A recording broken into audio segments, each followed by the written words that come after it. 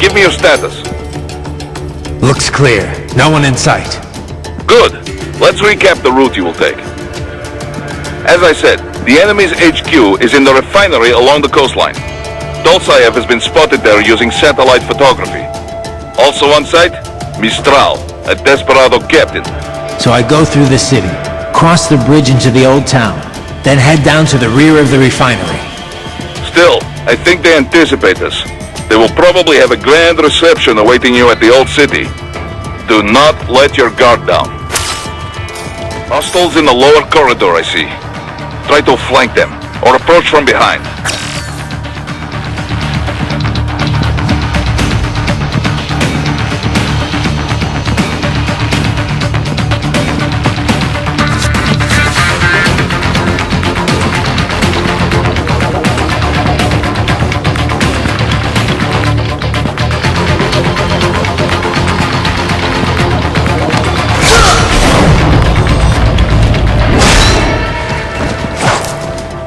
Excellent, Raiden.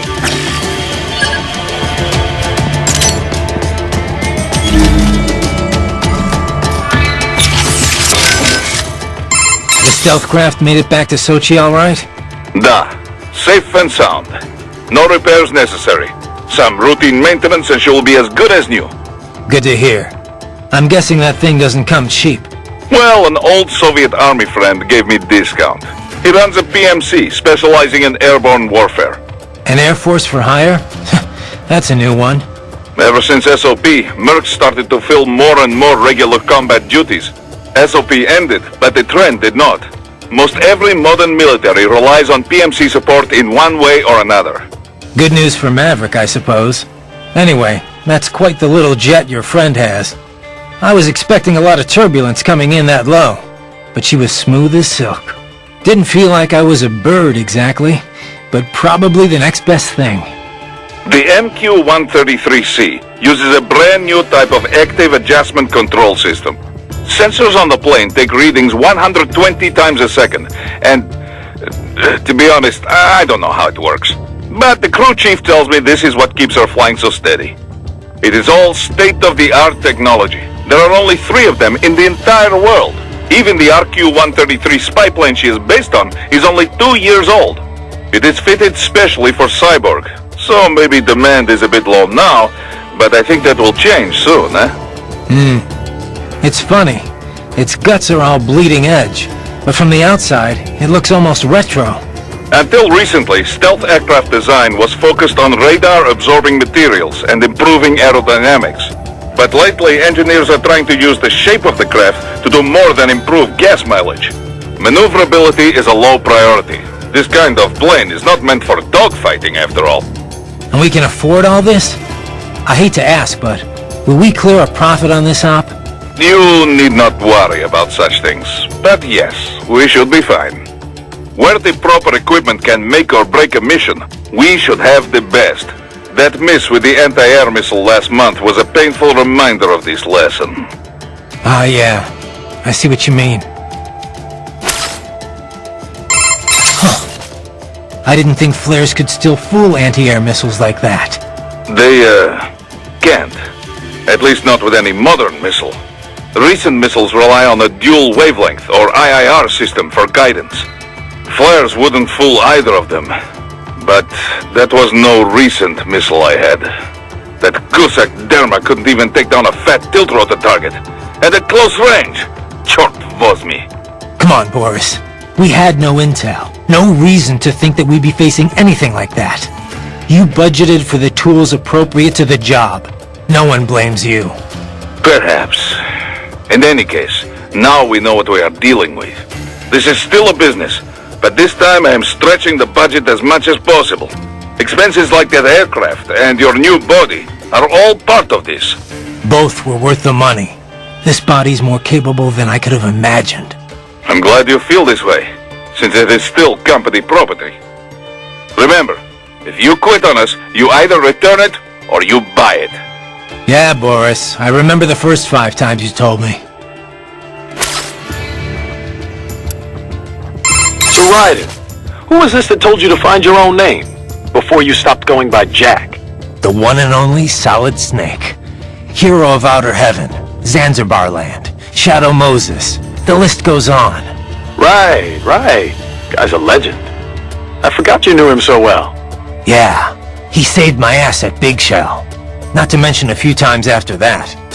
I've lost count. In terms of pure combat ability, he's one of the greatest soldiers I've ever seen. But it's not only that. He knows what's right, and he just gets it done. Period. No one can stop him. I've learned a lot from him. He'd kill me if he heard me talking about him like this. Wow. I didn't know you were such a fanboy. I thought you were gonna start crying there for a sec. Very funny, Kev. Seriously though, did Snake know he had a stalker?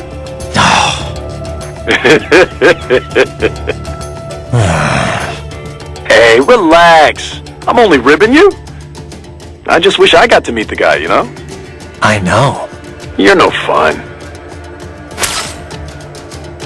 Sounds like Inmani was a pretty great leader. Such a goddamn waste. I've run cover for a lot of VIPs, but men like him are a rare breed. He had all these conflicting factors to deal with. Old tribal tensions, business interests, the military. But Inmani got them all working together in a stable government, and all without firing a shot. The savior of a nation. No wonder they called him that. He had a gift for sure, but he also put in the hard work. He was big on equality and justice in every aspect of government. He fought for it day in, day out. Inmani single-handedly energized his people. He's a big part of why the country recovered so quickly. True. It was more than new buildings and jobs. The people had hope again. If only we had someone like him back in Liberia. Things would have been different, that's for sure. And it was my job to protect him. Raiden, come on. Inmani wouldn't want me to go after Desperado. Not out of revenge, anyway. But he would want them stopped. And that's exactly what I'm going to do.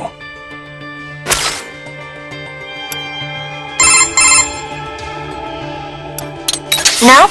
Got something else for me? Yeah, you mentioned SOP before. How much do you know about it? The Sons of the Patriot system?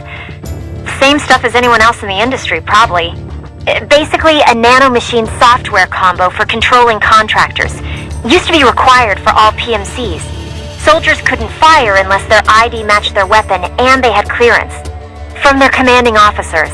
And the rules of engagement, I mean. It had some mental effects as well. Moderating pain, enhancing concentration, that sort of thing. The idea was SOP would minimize arms smuggling and civilian casualties. A kinder, gentler war. An oxymoron, any way you look at it. Civilian deaths did drop, though. Because soldiers in the system could coordinate in real time, share info.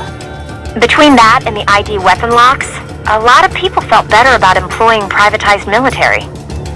The irony is, the system was developed based on criticisms of PMC ops, mostly American interventions. SOP propaganda said it would put limits on the war market. What it really did was shift market share over to the PMCs. Civilian deaths went down, but total casualties just kept on climbing. More than ever, war was big business. And business was booming. Until SOP got hacked. Suddenly, everyone realized how dangerous it was to have a single system controlling entire PMCs. That was the beginning of the end for SOP. Public opinion on privatizing war did a 180. After that, a lot of local conflicts and civil wars died down. The PMC conglomerates had to split up and downsize just to stay in business. And that about does it for SOP 101. Class dismissed. Not bad, Professor. But it's not the whole story. No, I know. Let's finish this later. I better keep moving. Doctor, you have anything more on these cyborgs? Only what we went over in your briefing, if you had been paying attention. Standard military-grade cyborgs. MCFC integrated carbon nanotube muscle fibers. Impressive response time and power yields when focused correctly. Most will likely possess extrasensory skills as well. Infrared vision is almost standard these days. They can function without breathing for short periods of time. Okay. Nothing I didn't already know. Not all cyborgs you face will be the same, of course. You may notice a range of different capabilities. It all depends on the manufacturer. Muscle fiber and neurotransmission technology is advancing all the time. Of course, you have the very latest science has to offer. A typical cyborg is no match for your equipment. If you do say so yourself. No, I realize combat is about more than the equipment. Situational awareness, predictive ability, nerves. One must determine a course of attack or defense and execute on a moment's notice. Reaction time is key. Cyborg enhancements do not change that. Agreed. Hey Doc, I'm curious. Can I recharge off any cyborg? Even a non-military unit? Not that I ever would, of course. A pedestrian cyborg? I very much doubt you will encounter any of those on this op. Besides... Against the rules of engagement, I know. Like I said, just curious. In theory, then. No, I would doubt very much that you could. Even from those that opted for complete body replacements due to injury or illness, you know. Though I have heard of some very wealthy clients who wanted to fight the effects of aging. Doctor? Ah, yes, your question. No, extracting MCFCs from pedestrian cyborgs is unlikely. Most non-military enhancements use polymer muscle fiber that is a generation behind yours. Carbon nanotube would be a bit much for anyone who wished to lead a normal life, you know. And polymer systems can be powered by rechargeable electric batteries. Organic muscle fiber, which allows extraction of nutrients from the bloodstream, does exist, but it requires artificial blood for sufficient power output. This so-called white blood requires regular dialysis and was mostly phased out once cyborg technology became mainstream. True, some use cultivated muscle tissue to take nourishment from the body's natural bloodstream. But such systems are more regenerative medicine than cyborg technology. I'm sure you'll agree. Of course, natural musculature or no, if the body is equipped with a ceramic bone structure... Can't get energy from non-military cyborgs. Got it. Well, one moment. I have more... Thanks, Doc.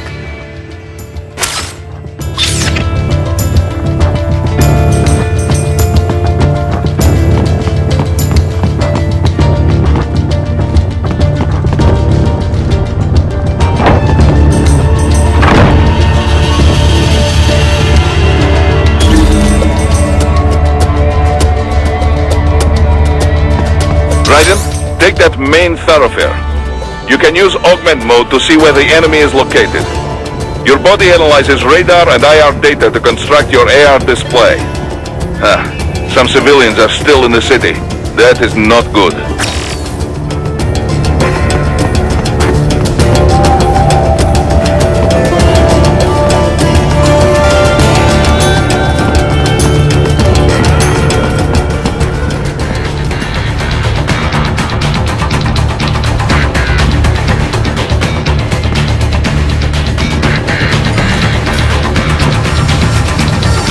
What are you doing here? This area is off limits. What? Look, I'm not doing anything. Can we just kill them? It'll be easier. We're supposed to have driven them all away already. So, self-defense, right? I see. No, please, I have family!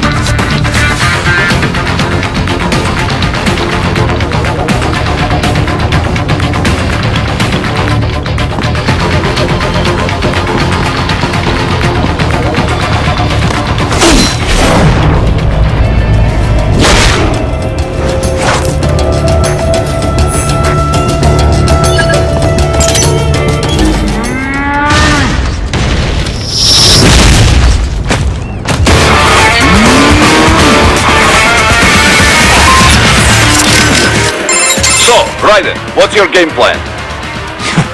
You sound excited. Oh, I am! Front row seats to rematch. Raiden versus Giant Gekko. I've heard the stories. I'm trying to work here, you know? Don't be modest. It was you who taught anti-Irving tactics to my men.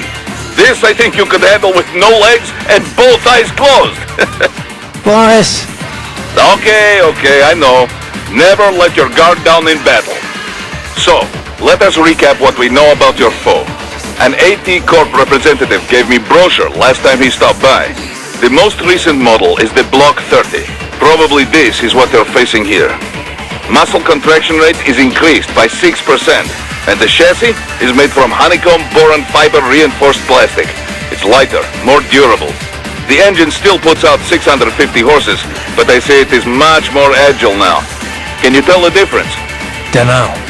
It's been a while since I've had the pleasure. Equipable sensors have not changed much. Of course, we have the standard camera eye. Also, milliwave radar, low-light camera, infrared camera, acoustic positioning gear, chemical sniffer. It looks like it's been mounted with 50 cal. Pretty light gear for one of those guys. Light isn't the word that comes to mind, Boris. Well, extra agility or not, a lizard is a lizard. For you, this should be easy peasy. We'll see about that. Well, off you go. Time for the fun, yeah? Oh, this video will be perfect for sales presentations. Ugh, copy. Got yourself a Gekko problem, huh? It's strong and speedy. Against a regular soldier, it'd be overkill. Yeah, I've seen him tear through more than a few troops, but I'm no regular soldier. No doubt. Against state-of-the-art like you, I almost feel sorry for it. Probably not a lot I can tell you here that you don't already know. Yeah, I've got this one covered. Well, time for a little pest control, I guess. Ah, an Irving, yes? Rather old school, as they say. Not your cup of tea, Doc? Oh, no. One could argue they dominated during the SOP days, but they certainly are not much used now.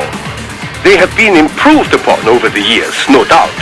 But there's only so much one can do with such outdated technology. You have a fair amount of experience with them already, yes? I doubt you need any battle advice from me. No, probably not. It's been a while, but I still remember how they move, their ticks and tells. They telegraph most of their moves in advance. So long as I can parry its attacks, I can strike back often. I do believe, however, that the armor on its legs has been improved. I imagine that a simple slash or two will be insufficient to topple it this time. We'll see.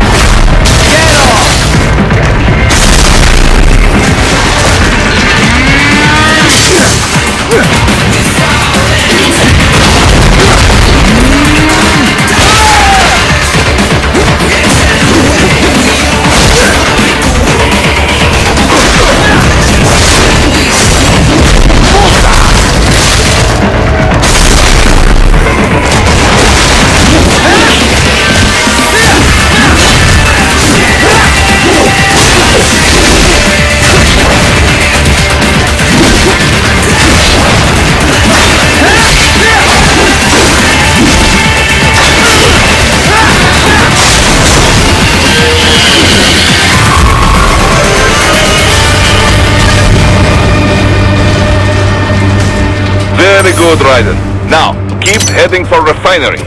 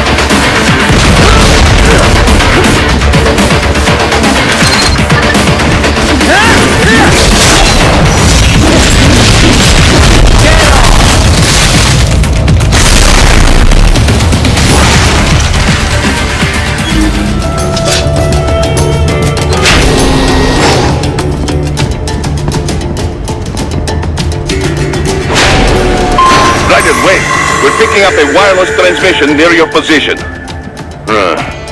From the frequency, most likely an enemy data terminal. Check it out. We may be able to salvage some intel.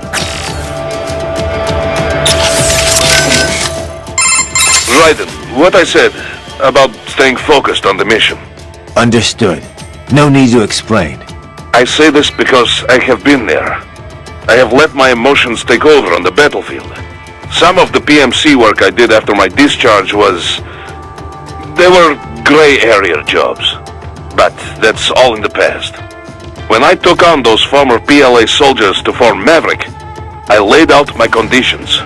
We would only take operations we believed in. And we would run them clean, no exceptions. Most of them agreed. They had their own bad memories from their time in Paradise Lost. I can certainly attest to that. Yes, of course. I forget who I'm talking with. Most of the ex-PLA have moved on now in any case. But the point remains the same. Everyone at Maverick is accountable for their actions. We are clear to take this job under international law. And we can use force against any cyborg hostiles under the basic rules of engagement. But remember, if we harm any civilians, on purpose or no, it will mean trouble. All kinds of trouble. So, stay in control and stay on mission. Got it. Raiden, if you ever get lost, use augment mode to check your next objective. By using augment mode, you can see enemy positions and the direction in which you should head. Useful for when you cannot find your objective on the Solitone radar. Raiden, that saying you like about your sword being a tool of justice? Yeah, it's why I fight. Sometimes taking a life saves others. A life, or 2, or 3, or 40 in your case, but I know what you mean. Besides, it's not like those cyborgs you're fighting have been brain-jacked. Wouldn't be much point in sending jacked cyborgs. True. Having someone pilot a body remotely only really makes financial sense for espionage missions. And you might as well use UGs if you're gonna let an AI control your soldiers. So yeah, they're probably using emotional restraints, but those cyborgs are fighting of their own free will. Starting to see where I'm coming from? I get it, it's just... you didn't used to seem so comfortable with the idea. What about what Sam said? About your ideals holding you back? Ah, bullshit. He's good, but now I know how he moves, how he thinks, and I've got my new body. My philosophy says when and why to fight, not how. It won't keep me from beating Sam. And next time we meet, I will beat him. I'll kill him, and I'll do it to save others from suffering, with my ideals intact. All right, Raiden. One thing I can't stop wondering about, Kev. What's up? Sam. If he wanted to kill me back on the train, he could have, easily. So, why didn't he? Good question. But I should be asking you. Your left eye was our only video feed. After he stabbed it, I got nothing. I mean, I got the details from your report after the fact, but that's it. He was probably just too distracted. Boris's attacks, escaping, there was a lot going on. No, that's not it. Well, why else? What does he have to gain from letting you live? I don't know.